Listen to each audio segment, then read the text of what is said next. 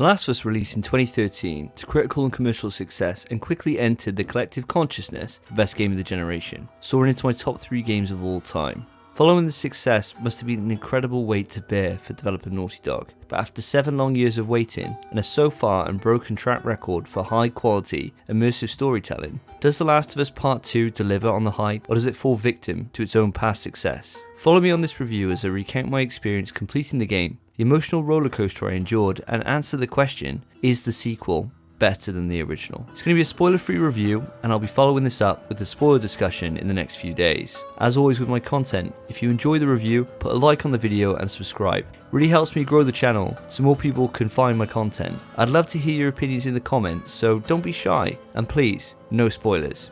Now let's dive in. Covering this game without spoilers is going to be incredibly difficult for me, and in writing this script, I've rewritten sections countless times to ensure I don't spoil the experience for anyone.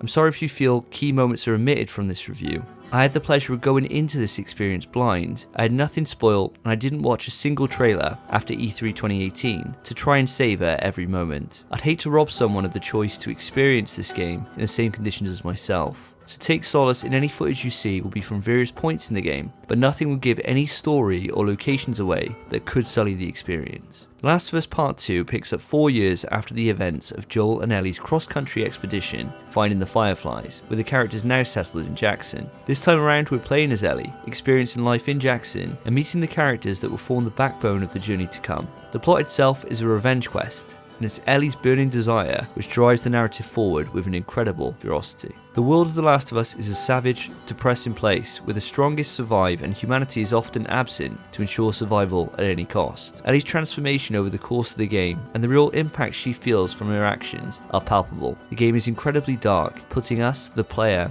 in incredibly bleak situations with often morally challenging outcomes that make you question if it's all worth it. That's not to say the game is all dark. Naughty Dog strike a fine balance between light and dark, and by the end credits I'd felt joy, despair, regret, hope and hopelessness. I've smiled and cried more times than any other piece of media that I've ever experienced. Naughty Dog are the masters of character. Everything they've learnt from previous games has culminated in this experience, and it smartly relies on its characters to evoke emotion. Easy to paint this game with a depressing brush and think it's one note, but in reality it's anything but. There's genuinely heartwarming moments which serve as sharp contrast to the abhorrent acts we commit for Ellie's sense of justice. I've seen the internet retaliate with this typical echo chamber behaviour, brandishing the game as unrealistic, that no one would go to the lengths Ellie does to right the wrongs, but I vehemently disagree. Prior to playing Part 2, I reran through The Last of Us, and the world is broken. Morality is gone, and it's everyone for themselves, with justice only served through blood. Whoever gets in your way is small price for the end goal, and where no one is sacred, and no one is pure. It's with this backdrop that the plot for The Last of Us Part 2 succeeds. It shows Ellie embracing the savagery the world has become, as she searches for what she feels is justice. It's a smaller story in scale than The Last of Us, but with this singular, albeit selfish goal, it allows for twists and turns that will leave your jaw on the floor and a tear streaming down your cheek.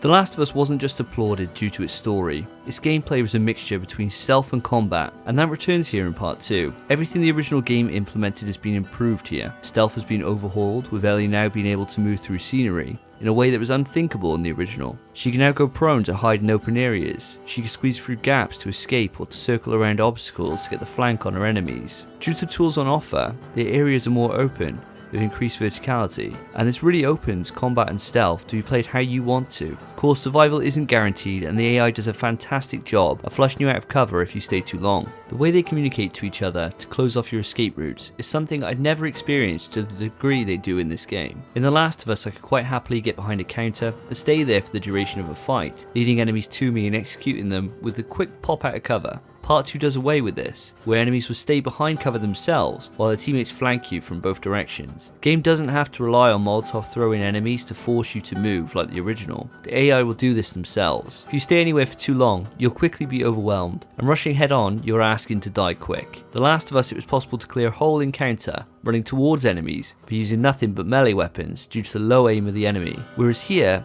they've been coded to punish this behaviour, and acting like your Rambo will quickly end in failure. Stealth has been treated largely the same as its predecessor, not evolving to the same lengths as its other parts. Enemies do search for you with more diligence, however you can still get by them with the distraction of a bottle and the trusty bow. It's the traversal of the environment set up stealth that becomes the bigger draw, rather than the tools at your disposal aiding it. You can't move bodies, which is a stranger mission, and this does limit your options when it comes to being truly silent, but overall it's still enjoyable escaping an encounter altogether or sneaking around taking enemies out one by one. Supplies are limited, you always have more than enough to succeed if you're thorough with your exploration, but you never have quite enough to feel comfortable. The exploration elements are largely the same as the first game. Finding supplies enables you to craft items from health kits to trap mines.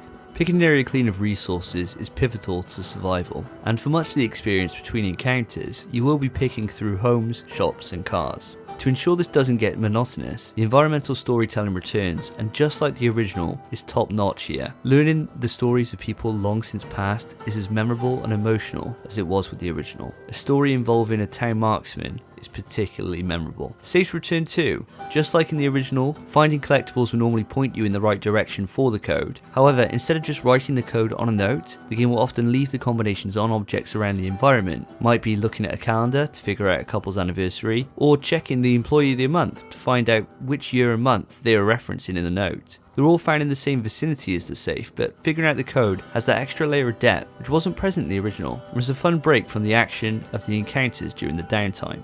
Part 2 is truly stunning to look at, and is a testament to the blood, sweat and tears that went into developing this experience. The environments and vistas are exceptional, and this has helped in most part to the lighting and audio, both of which are top notch. I can't count the amount of times I stopped to stare at a reflection in the puddle, or stood still to listen to the sound of the rain hitting different surfaces. The attention to detail is awe-inspiring. Smashing windows and seeing the glass realistically shatter apart, littering the environment, or using the rope and seeing the physics created to perfection are testament to the effort crafted deep into the game's core. Upgrading weapons all have their own animations, an effort they didn't have to go to, but one that really helps add to the immersion. And being able to be attacked while using an upgrade bench was something I just didn't expect to happen. It's in little details like this that the game elevates itself from its peers. Enemies just scream their friend's name when they're killed. Dogs will mourn for their handlers. I won't forget a time I point blank shot an enemy with a shotgun to the gut, and she crawled away screaming in anguish before I ended it. These little details really add to the immersion, while also putting the horror front and centre. The violence is overt, but it serves a point to reinforce how bleak and awful this world is. When I first stabbed an enemy in the throat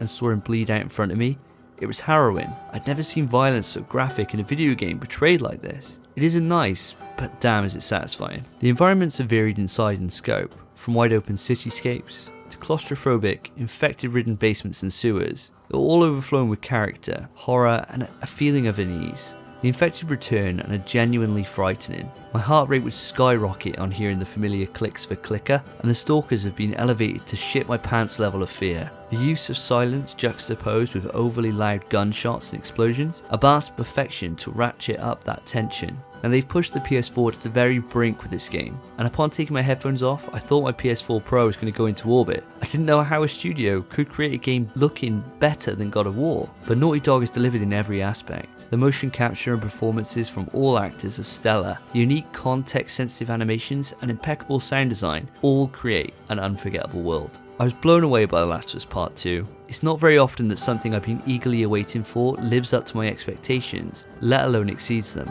I'm glad I just came off a replay of The Last of Us so I can really appreciate how Naughty Dog have pushed the envelope to improve on every aspect of the original while keeping the same core ideals of character, story, and gameplay. The plot for me, without any spoilers, is incredibly difficult to cover off effectively, so I'll keep it simple. I felt for all the characters from start to the very end. I went from hating some characters to truly rooting for them. No one is innocent, no one is a winner, and everyone resonated with me. It's a story that I can see will be divisive on face value, but going through the experience hit me like a shotgun to the gut, full of emotion, with incredible highs and lows. It succeeds in every way, and in my opinion, improves on the original while not forgetting what made it so successful. It is a masterpiece in the truest form. The spoiler discussion will be out shortly, where you can hear my full thoughts, and I can delve deeper into the nuance of its characters, gameplay and plot. Thank you for watching. Don't forget to subscribe to the channel and comment below with your opinions. I'd love to hear them. Take care of yourselves. take care of each other. See ya.